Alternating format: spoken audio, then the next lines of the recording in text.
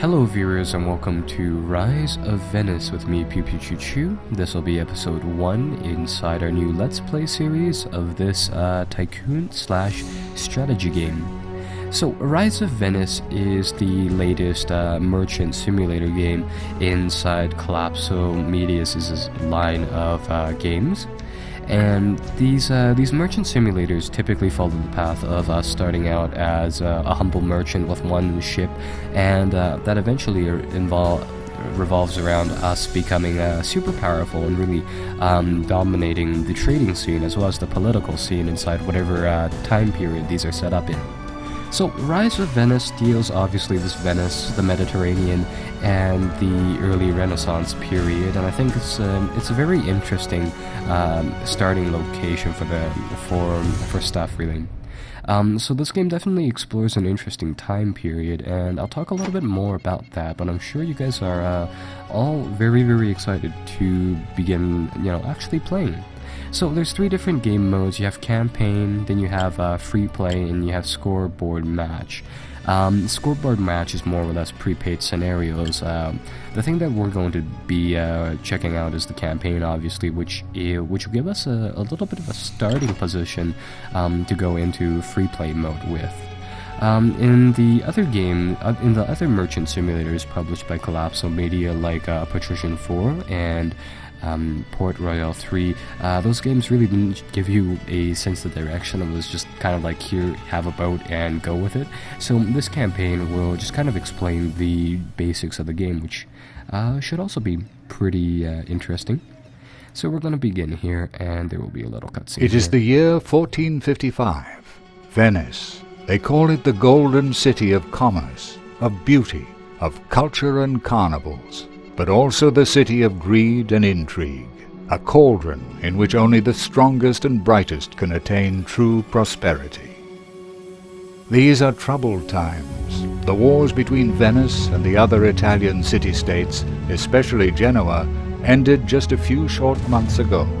The victorious Venetians forced a costly peace treaty upon their enemies, but there is no doubt that Genoa will remain an eternal rival in the Mediterranean. The enemy city-state will use every means at their disposal to gain an advantage over Venice. And as if that were not enough, danger also threatens from within the city walls. The intrigues of the nobility and the rich and powerful threaten to destroy the city from within.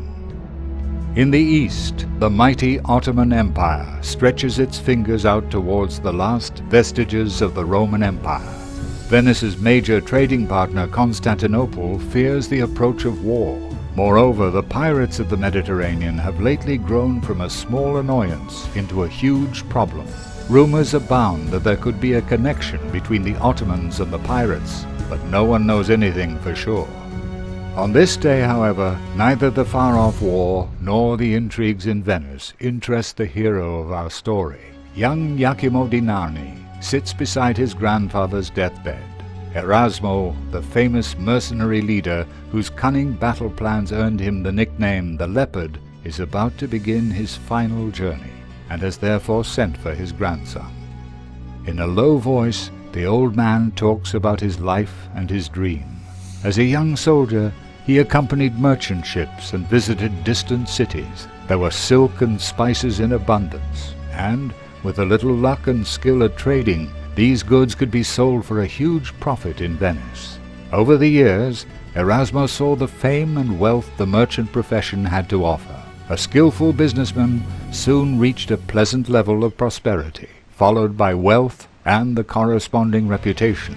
Erasmo remembered towns that were founded by merchants and grew to become magnificent cities. He had always wanted to leave the tough mercenary life behind and become a successful businessman of standing and dignity instead. His last wish, his grandson Iachimo should abandon his planned mercenary career to follow the path of a trader and so bring his family the social advancement Erasmo had always wanted to give them. Iachimo, who loves his grandfather more than anything in the world, immediately agrees, even if he, at that moment, certainly has no idea of the adventures that await him on his journey. Yet his grandfather urges caution. Some families are corrupt, thinking only of their own advantage. The worst among them are like insidious snakes, whose intrigues spread hatred and fear throughout Venice to help them advance their own goals. In their greed for power and influence, they do not shy from sabotage and even murder. As Erasmo closes his eyes for the last time, Giacomo sadly takes his farewell. Yet his grandfather's last wish has burned itself into his soul. He wants to become a wealthy merchant, like those his grandfather had told him about. Wealth, social advancement, a noble title, a magnificent palace, marriage into a prestigious family, and maybe even a seat on the Council of 10. Ends certainly worth taking a risk for.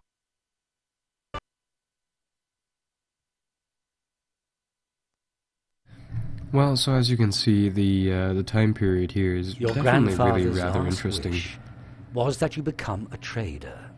So to lead our family to prestige and wealth, I will support you as best I can. First and foremost, you should familiarize yourself with the basic principles. Okay. So yeah, the general premise of the games is will always be, just start out with your one boat and really move up from there. So currently we've started out here inside Venice. We're part of the Venice League of Traders, and there are a couple of different factions inside the game. The general premise is that you do trade. You can do most of the trading by yourself, or you can let it automate itself. And from there, you really go in the direction of trying to influence the little towns themselves. And inside Port Royal and the Patrician series of games, you could actually help expand towns and really build up some amazing stuff with them as soon as you gain influence inside a particular little city. Now, the initial part of the game here will be mostly just kind of doing a lot of monotonous trading, but as we go along, as we kind of like build up wealth and power, things will go much faster. So I think the general base of the campaign will be fairly simple. All we had to do is just follow the little objectives here, and it'll automatically start us off with a few goodies to kind of boost up your way through the game. Now you know how to send convoys out. Now it's time for your first trade. The city of Zara is known for its pottery workshops, so you can hope for some good deals at the market there. Buy the goods and take them to Venice. And that is the general gist of trading. It's essentially buying some goods and shipping them to other places. So let's see, we need 40 pots, so I think I'll buy 50, and I'll also buy some wood here. So how the trading panel here works, and we'll be seeing this quite a little bit throughout the game, is that inside the game I think there's 20 different goods that you can build. The ones on the left hand of the screen here are general goods, and the ones on the right hand are more like advanced goods. So cities will always be producing 3 of like the basic goods and 2 of the advanced goods here. And a few of the goods are always in high demand, and some of them will be really rather short on demand. But we're going to move some pots, and we're also going to move some I think we are also going to move some wood. Both of these resources are actually demanded in Venice right now. So that is rather nice. So we're just going to get our shipment in here. Our boat's going to stop inside the village, and then we can go to the trading panel and sell it. So how this trading panel works with these columns is that you have how much goods are inside the city listed here, and then you have the price of the good, and then you have the amount that you have on hand right now, and the price that you bought the goods for listed on the side here. So, as you can see here, because of the shortage of wood in Venice, it actually costed us right around 40 coins to buy 1 unit of wood, and here we can actually sell it for 66, so we do make a nice tidy profit off of each unit. And for pots, we bought them for 79, we can sell them for 132. So we'll sell off both of those items, and as we kind of fill up the goods that are short inside the village. So these little red and green bars represent the availability of the goods, and red means that they're short on it, green means they're good on it, and well, as you fill up the red bars, you'll actually gain reputation inside the city. And Well as you done. do that, you can influence I the think city. you made quite a tidy little profit on that sale. You may have noticed that you cannot trade in all goods. The reason is that your rank is currently too low. Each time you rise in rank, new trading rights are added. But more on that later.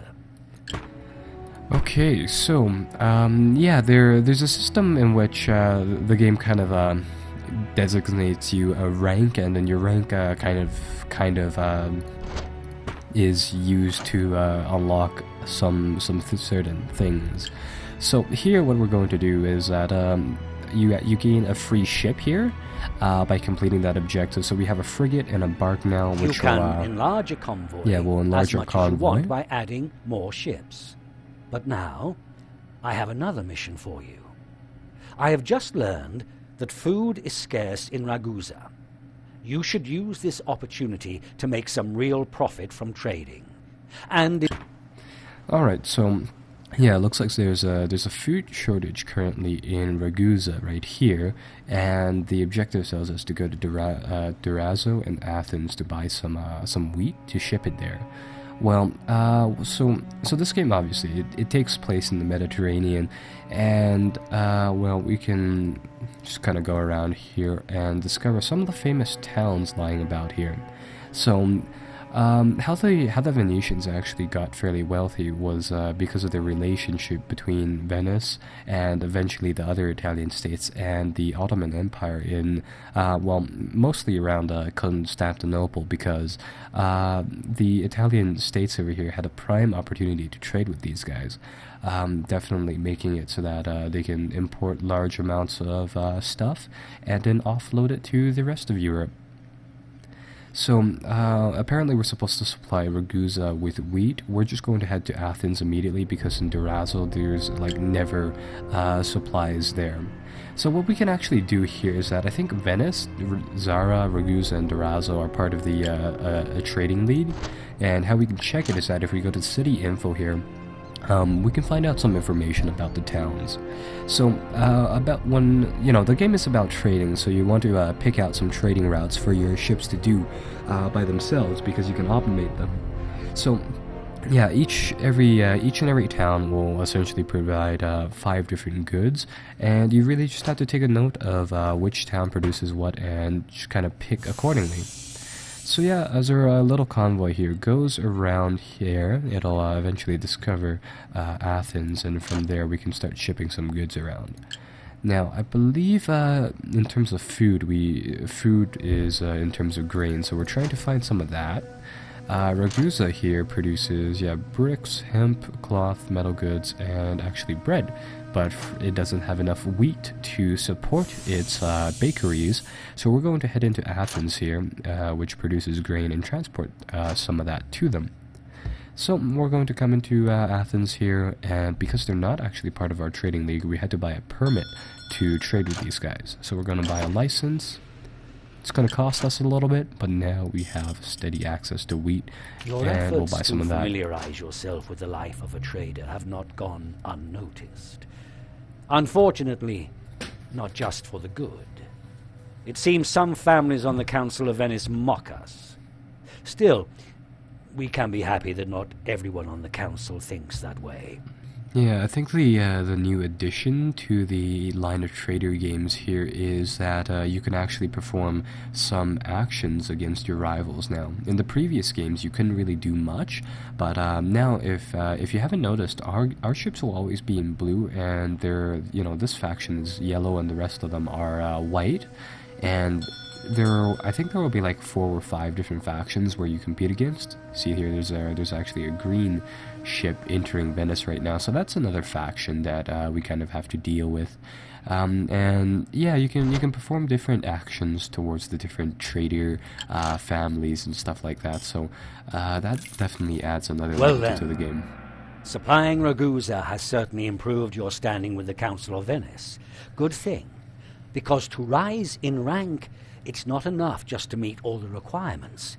You have also to appear before the Council, for only its members can award you a higher rank. And that benefits our entire family. So yeah, what we really have to do here is that we'll have to try to advance up through the ranks to really do anything. And in the previous games, that was just kind of automatic. Now, oh, found a new faction too, the red people over here. Nowadays, you have to go into whatever trading league that you are residing in. You actually have to go to the Senate building here, which will bring up this panel here of 10 notable traders, and these guys are the people who essentially lead the trading league, and I believe they also lead the city too, because the Venice and all the some of them Italian city-states or republics, they didn't have a king or a monarch. They were essentially elected people right here. So right here we have 82% progress to the next level, and all we're lacking is some wealth. So we are going to try to gather some wealth here. Now, trading by ourselves is going to be quite tedious, and we can do a few things to just kind of alleviate that problem. Now, inside this game, you start off with a warehouse building, which is rather helpful. Everything is going well. So this warehouse building can help us automate some things, and you typically need to buy a building permit, in order to build these. But they'll have a steward here, which will actually be able to buy goods for us. And what this will allow us to do is from here we can then automate things. So what I'm going to do is that I'm going to get the steward to buy goods on that's between this range, so 115 coins worth of near the unit's base price. So how the setting really works is that all it does is that you input how much you want to buy something for, and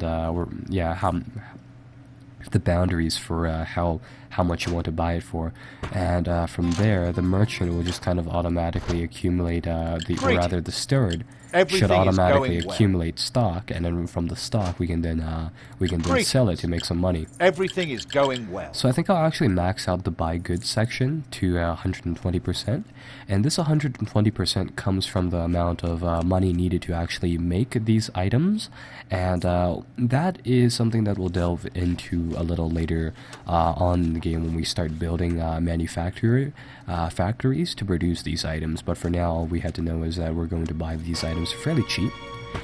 So what I'm going to do here is that I'm going to let the game run for a little bit on 5 times speed, and in the meantime we can make a trading route for ourselves. So we're going to go into the plan route menu for the Gamma fleet of 2 ships, and we're going to go from Venice to Zara to Ragusa to Durazzo, and we're going to come back. So that's going to make one route for us, and that's going to just make this fleet go back and forth along this route. And well, then we can go to this edit cities panel. So here what we can do is actually we can delete one of the Venices from this list, so we'll do that, and I should remove it from the list. And here what we're going to do is that we're going to ask our ship to load goods in Venice from our warehouse, and our warehouse is just going to be buying things by itself, and then from there it's going to try to sell it in all other 3 areas. So we're going to do that, and now we should have some Would you like to take a stockpiles rest? built up. Because there is nothing to do. Yep. The stockpile has bought some lemons and some oil, which we produce here, indicated by the little cog sign. So we've bought those goods automatically, and now we can activate automatic trading, and the Gamma fleet will just kind of head along its route with its supplies, and it'll start trading by itself. So yeah, there you can see our little ship doing trading runs on its own. It's actually and it's a smart AI, so if it runs out of goods along the way, you'll see here that we managed to go to Zara, then Ragusa, but we ran out of goods in Ragusa, so we didn't even make it to Durazzo's. It's a rather nice, handy little thing to just kind of help us out on the trading front. Alright, well now that we've built up some goods, I can go into the warehouse, and I can tone down the amount of money we spend on buying goods, because ultimately later on we're going to be building those goods by ourselves, and for now we can actually go to the Senate and get that rank up. So we will, and these stars over here indicate that there's a mission available. There is a intrigue slash politics section of the game, and that kind of works by There's the a Senate over here. message from Venice. You actually